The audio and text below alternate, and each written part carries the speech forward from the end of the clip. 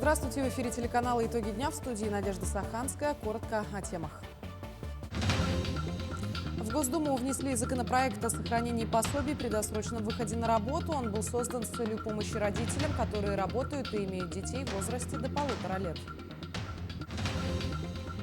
Выявление заболеваний на ранних стадиях – залог успешного лечения. На базе стоматологической клиники СВФО открылся Центр диагностики и профилактики онкологии. Проблема, которую должно быть видно. В республике стартовал традиционный месячник «Белая трость». В Якутии в октябре впервые пройдут дни Эрмитажа. Ключевым событием станет выставка «Часы и эпоха» из собрания Государственного музея. Обширная экспозиция прямиком из республики. Якутия примет участие в международной выставке-форуме «Россия» в Москве.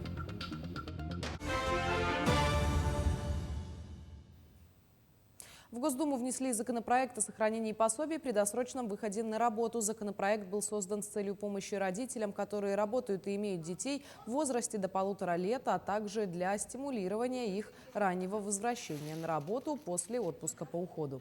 В данный момент, если родитель находится в отпуске по уходу за ребенком и работает на условиях неполного рабочего времени или на дому, он все равно имеет право на получение пособия. Законодательством не определена конкретная продолжительность неполного рабочего времени, поясняют в правительстве. Последствия аварийного разлива нефтепродуктов в реку Ирилях ликвидировали в Мирнинском районе. Всего с начала работ по ликвидации последствий разлива собрали 7 грузовых автомобилей загрязненного грунта, откачали 10 автомашин отработанного сорбента, а также загрязненной воды и почвы. Кроме того, израсходовали 131 мешок сорбента. Отмечается, что сняли все боновые ограждения, ранее установленные на реке. В Якутии во всех районах начался отопительный сезон. Готовность жилищного фонда и социальных объектов составляет 100%. За отчетный период на территории республики выполнен капитальный и мелкие ремонты 1160 котельных, более 4000 тепловых сетей, 1654 километров водопроводных сетей, 887 километров линий электропередач и 677 километров канализационных сетей. Однако имеется ряд рисков, при которых муниципальные образования и городские округа не могут получить паспорта готовности. Ответственным за эти объекты поручено исключить упущения до 25 октября. Котельные подготовлены, жилищный фонд также готовность 100%. Тепло запущено во всех объектах. Как отметили, существует ряд объектов в муниципальных образованиях, по которым существуют риски недополучения паспортов готовности. Это 13 муниципальных образований, а также 3 городских округа.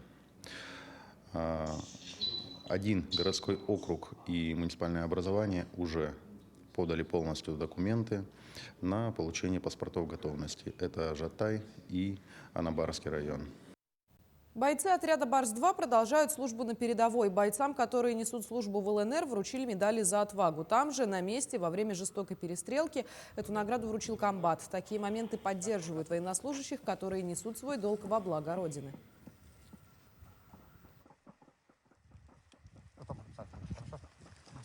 Служим-то здесь мы не за награды. Ну, получилось, значит, получилось. Служу я 8 месяцев уже здесь. Полгода первый служил по контракту и продлил. Сейчас командир взвода. Вот это вот командир отделения, гранатометчик Мазырь. В общем, такие вот дела. 8 месяцев служу уже. В преддверии Дня работника дорожного хозяйства в Минтранспорта Якутии рассказали о предварительных итогах 2023 года и планах на будущий период. По информации ведомства, с 2018 по 2022 год объемы дорожного строительства возросли более чем в 2 раза. При этом колоссальный объем работ проведен в Якутске, где подходит к концу реконструкция проспекта Ленина. Особое внимание уделено и пригородным селам, где дороги не ремонтировались десятилетиями. В 2023 году в Якутии планируют привести в нормативное состояние 398 километров автомобильных дорог, из них 248 километров регионального значения, 115 километров местного и 35 километров федерального. Сегодня глава республики Айсен Николаев вручил ключи от 44 новых школьных автобусов директорам и представителям школ и среднеспециальных учебных заведений. Транспортные средства, выполненные в северном варианте с дополнительным обогревом салона. Салоны автобусов обустроены в соответствии со всеми требованиями по перевозке детей. Партию из 44 автобусов доставили в Якутск и передали районам до закрытия переправы, так как многим из них предстоит работать в отдаленных заречных улусах. У нас, получается, школа-сад. Общая численность учеников у нас в школе 68, а в детском саду 38. Мы долго ждали вот это событие, так как у нас школа-интернат и круглосуточный детский сад. Вот этот автомобиль у нас в будущем поспособствует нашему обучению. Дети сейчас будут посещать разные районные мероприятия, республиканские мероприятия. Онкология – актуальная тема для нашего региона. Выявление заболеваний на ранних стадиях – залог успешного лечения. До недавнего времени в регионе остро стояла проблема по выявлению раковых и предраковых заболеваний полости рта и челюстно-лицевой области. Однако недавно на базе стоматологической клиники СВФУ открылся Центр диагностики и профилактики. О работе центра расскажем в следующем сюжете. Среди многих видов онкологии раковые и предраковые заболевания челюстно-лицевой области остаются одной из наименее охваченных до сегодняшнего дня областей. Но с созданием на базе стоматологической клиники СВФУ Центра по диагностике и профилактике рака челюстно-лицевой области пациенты с этим видом заболевания смогут получать своевременную и квалифицированную помощь. Такого второго центра, насколько мы знаем, у нас в регионе нету. Все пациенты, у которых есть предраковые, раковые заболевания или чувствуют, что у них в полости рта, на слизистой оболочке или в челюстно-лицевой области какие-то проблемы, да, они спокойно могут обратиться к нам и могут записаться через нашу регистратуру и получить полноценную консультацию. Возглавляет центр один из немногих в республике специалистов в области раковых и предраковых заболеваний челюстно-лицевой области – профессор СФУ Иннокентий Ушницкий. Специально для нужд центра был закуплен аппарат, позволяющий проводить диагностику и выявление заболевания на ранних стадиях и назначать своевременное лечение. Этот аппарат называется аутофлуоресцентная соматоскопия. И здесь, когда на слизистой оболочке, на красной кайме образуются патологические процессы, слизистая уже меняет цвет при отражении вот этим лампой. И, конечно, там свечение разное у каждой патологии. И мы как раз будем выявлять и ставить правильный диагноз на основании этих исследований. Благодаря тому, что центр расположен в клинике СФУ, не только пациенты смогут получать помощь, но и студенты, будущие стоматологи, смогут освоить новое направление в своей профессии. Александр Хавренко, Георгий Григорьев, Якутск. Коллектив якутского предприятия по торговле алмазами компании «Алроса» встретился со студентами физико-технического института СВФУ. Ребятам рассказали о компании, производственном процессе, особенностях работы с алмазами. Также студенты узнали много о производственной практике, карьерном росте и условиях работы в компании. Основными партнерами «Алроса» в сфере подготовки кадров являются организации высшего и среднего профессионального образования Якутии, с которыми у компании есть соответствующие договоры. Такое сотрудничество целенаправленно помогает готовить востребованные кадры. Уже после приобретения теоретических знаний в университете студенты познают все тонкости работы в алмаздобывающей компании. Изучают морфологию алмаза, сортировку алмазного сырья, оценку бриллиантов, основы физики, химии алмаза, гемологию изучают аж 3 семестра.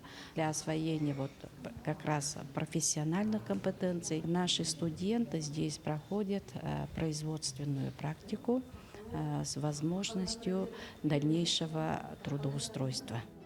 Правильная профессиональная ориентация уже со школьной скамьи помогает самоопределению в выборе своей будущей специальности. Именно такой политики и придерживается якутская алмазная компания. В «Алроса» уверены, что такой подход помогает выпускникам учебных заведений осознанно принимать решения об обучении по выбранному направлению, а в дальнейшем способствует трудоустройству в желанной сфере и даже в конкретной компании. Поэтому подготовка специалистов в сотрудничестве с образовательными учреждениями играет очень важную роль. Для нас важно в первую очередь знание минералогии, скрупулезность, зрительная память, точность и, конечно же, умение работать в коллективе. Конечный результат, получение финансового результата будет зависеть от сбытового комплекса. 2/3 ювелирных алмазов оценивается, сортируется в единой сбытовой организации, примерно 1/3 в нашем предприятии. Каждому студенту в ЯПТА прикреплены опытные работники компании, наставники. Они помогают адаптироваться, влиться в коллектив, понять специфику работы. Работа ответственная, требует усидчивости и внимательности. Дальнейшее трудоустройство зависит от целенаправленности учащегося. Я работаю буквально недавно, там с августа месяца, но здесь проходила практику в течение 1,5-2 месяца где-то. Льгот много. Программ всяких очень много. Мы коммуницируем не только вот в Якутске, да, но и с Москвой, там, с другими городами тоже. Карьерный рост, потенциала много. Я скоро буду поступать в Северо-Восточный университет в дальнейшем и буду попутно работать и учиться.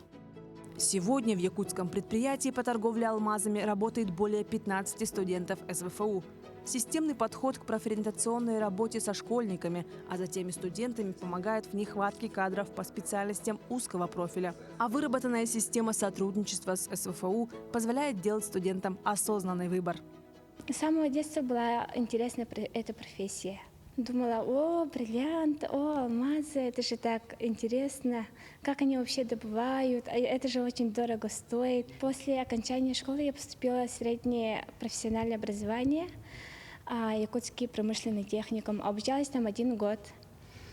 Тоже проходили производственные практики. Я решила, что буду продолжать обучение тоже. И поступила в высшее образование, СУФУ. Планирую трудоустроиться в дальнейшем. И хотелось бы тут работать, конечно же. Проблему кадрового обеспечения предприятий промышленного профиля можно решить только системной работой, начиная уже с ранней профориентации школьников. В этом точно убеждены и в самой крупной алмаздобывающей компании «Алроса». Подготовка молодых квалифицированных специалистов по востребованным профессиям остается актуальным и важным аспектом кадровой и социальной политики компании. И эта работа будет продолжена. Марферина Алексеева, Григорий Охлопков, Якутск. В офисах центра «Мои документы» традиционно состоялись торжественные выдачи первых паспортов. В Якутске мероприятие прошло в головном офисе и филиале Сайсарского округа. Кроме того, 14-летние граждане получили свои первые паспорта в торжественной обстановке и в улусных филиалах. Это Барагонцы Усть-Алданского улуса, Налёк, Минск и Ленск. Всего в республике сегодня свой главный документ получили 50 ребят. Следующая торжественная церемония планируется 3 ноября ко Дню народного единства. Я пришел сегодня в НФЦ получать паспорт. Я очень рад, что получаю паспорт торжественно. Я вчера готовился, подпись, очень волновался. И сегодня я пришел, получил паспорт торжественно. В пресс-центре Сахамедиа состоялась пресс-конференция по итогам 7-го международного фестиваля поэзии «Благодать большого снега». Он проходит в Якутске с 11 по 14 октября. В нем принимают участие поэты из Якутии, Москвы, Махачкалы, Архангельска, Уфы, Казани, а также Казахстана и Кыргызстана. В рамках фестиваля гости посетили, как отмечают организаторы, проведение поэтического фестиваля направлено на развитие и укрепление связей с литературой других народов и пропаганду достижений литературы народов Якутии. Я думаю, что 7-й фестиваль, он особенный, поскольку мы пригласили тех поэтов-переводчиков, которые работали совместно с нами над нашим проектом, уникальным проектом перевода нашего классика Анимфодиста Сафронова «Алампа» на 32 языка мира. И это многие из участников фестиваля, именно те люди, которые помогали нам в этом деле. 15 октября мир отмечает Международный день белой трости, символа незрячего человека. В преддверии этого события в столичном культурно-реабилитационном центре Всероссийского общества слепых в рамках ежегодного месячника состоялся День открытых дверей. Программа мероприятия включала в себя консультации от специалистов социальной сферы, выставку картин, соревнования и игры. Продолжит тему Даяна Федорова. Для творчества нет ограничений. В рамках праздничного мероприятия Жанна Слепцова представила гостям персональную выставку картин. Несмотря на частичное нарушение зрения, она без проблем пишет в разных стилях – традиционно-академическом, цифровом, 2D и аниме. На выставке художница представила более 60 картин, из них цифровых более 40, традиционных порядка 20.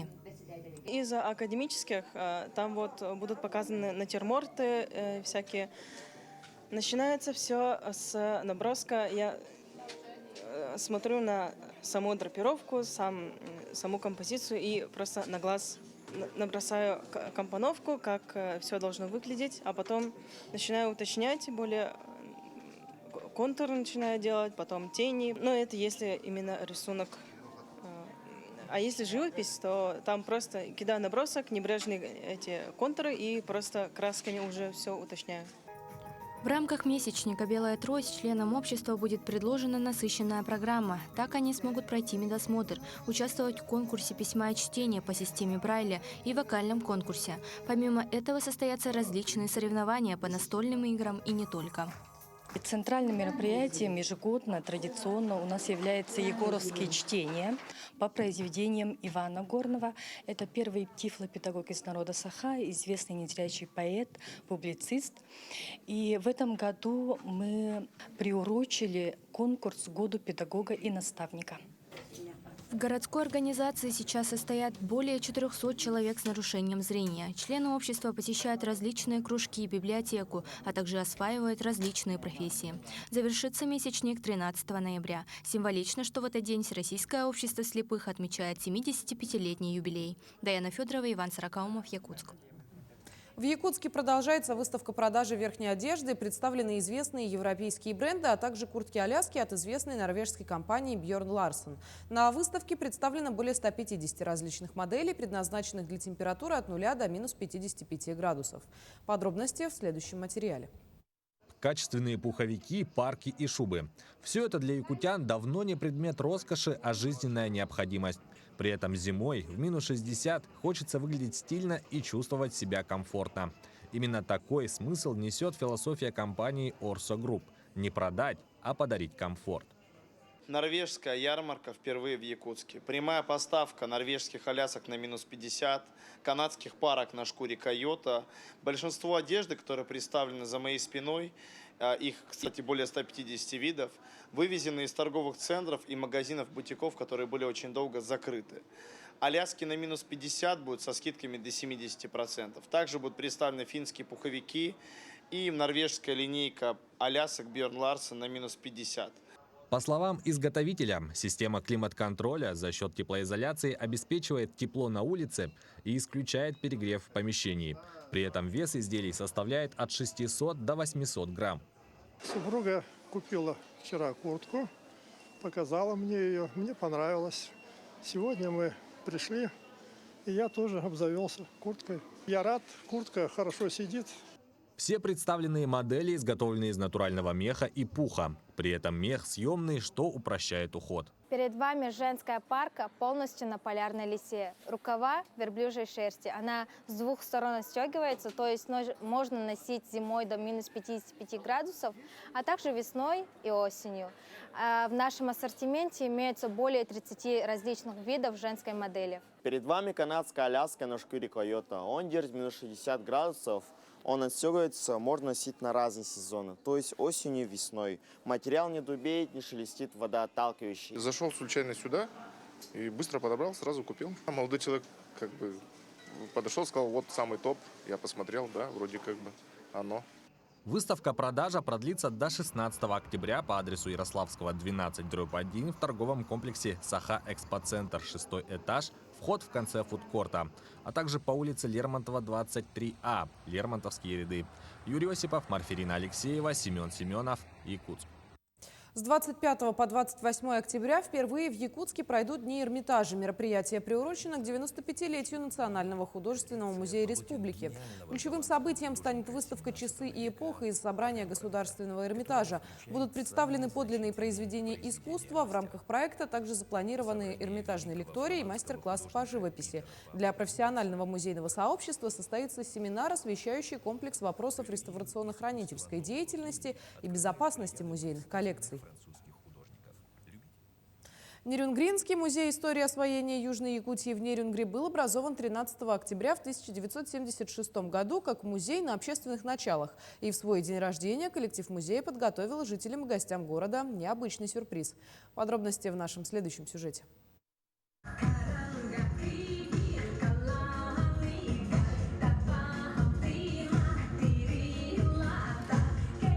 Свой 47-й день рождения отмечает музей освоения Южной Якутии в Нерюнгри.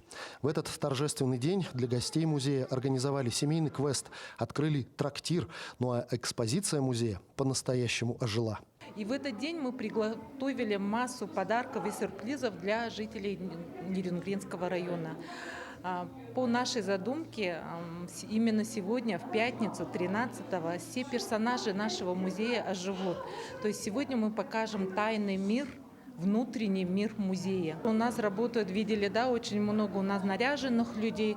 Это военно-исторический клуб «Волчий кряж», нерюнгринские казаки. У нас работает замечательный трактир. Это живые активные фотозоны, чтобы у людей осталась память о посещении музея. Посетители музея в интерактивном формате смогли по-новому взглянуть на историю, ознакомиться со становлением и развитием города Нерюнгри. Но кроме представленных экспозиций, рассказывающих о промышленности, быте и национальных обычаях, в лучших традициях пятницы 13-го в музее можно было встретить и самое настоящее привидение. Так получилось, что день рождения музея выпало на пятницу 13-е, поэтому руководством музея было принято решение сделать это все таким мистичным. Поэтому у нас сегодня очень много костюмированных персонажей, в том числе играющих роль таких загробного мира некоторого.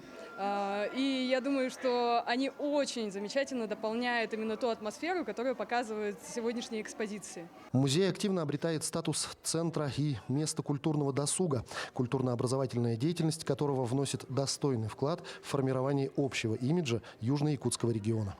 Иван Лазаренко, Вадим Барашков, Нерюнгри. Якутия примет участие в международной выставке «Форуме Россия» в Москве. В ней примут участие все 89 субъектов страны, в том числе и Якутия. Республика представит свою культуру и народные промыслы, а также древнейшее эпическое искусство народа Саха Олонхо. Одним из главных экспонатов станет Эллей Ботур. Об этом расскажет Мария Кардашевская. Двухметровая фигура практически точно отображает образ героя якутских преданий Эллей Ботура. Для этого проделана немалая работа. Первым делом был разработан и утвержден эскиз костюма, после чего парни приступили к его конструированию. Отправили нам референс, то есть пример от фотографии. И после этого приступили к моделированию 3D-проекта. Вначале мы разрабатывали 3D-модельку Ботура в программе ZBrush. Примерно заняло неделю. Сначала была идея сделать из вот таких вот пластин оригинальных, скажем так, историчных, но так как пластины слишком маленькие для такого вот большого экспоната, было принято решение сделать пластину чуть побольше, отформовали их, вот с Сафроном сделали 3D-модельку вот эту вот, которую вы можете увидеть, она прекрасна на самом-то деле. По пропорциям все это дело подогнали, после этого вырезали, сделали 3D-модельки, 3D-модельки вырезали на ЧПУ станке, потом ребята это дело все отогнули, поправили, покрасили и потом собрали. Далее за костюм взялись швейные феи. За неделю мастерицы подобрали ткани, мех, сшили все детали комплекта и расшили узоры. Самым сложным, по их мнению, было шить костюм не по стандартным меркам, к которым они привыкли. Мы на манекенах шили, на обычных манекенах, а это, получается, он как бы огромного размера, нечеловеческого. Прям на нем делали выкройки, и вот так получилось. И, наконец, самое главное – голова. Ее распечатали на 3D-принтере и покрыли жидкой резиной. Но самое интересное даже не это, а то, что на выставке фигура буквально оживет. Там поставили звук и движение головы. Когда люди будут подходить, Нерюнгри Ботур будет поворачиваться налево-направо. и говорить разные слова. Но слова пока еще думаем, но тестовое слово «руехал» — приветствие. Помимо Эллей Ботра, ребята повезут с собой якутские национальные костюмы мальчика и девочки, в которых участники будут приветствовать посетителей, а также фигуры знаменитых якутской лошади и быка холода. Ну а уже 4 ноября на территории ВДНХ откроется обширная экспозиция, которая будет работать до 12 апреля. Мария Кардашевская, Григорий Хлопков, Якутск. К этому часу это все новости. Мы следим за развитием событий. Оставайтесь с нами.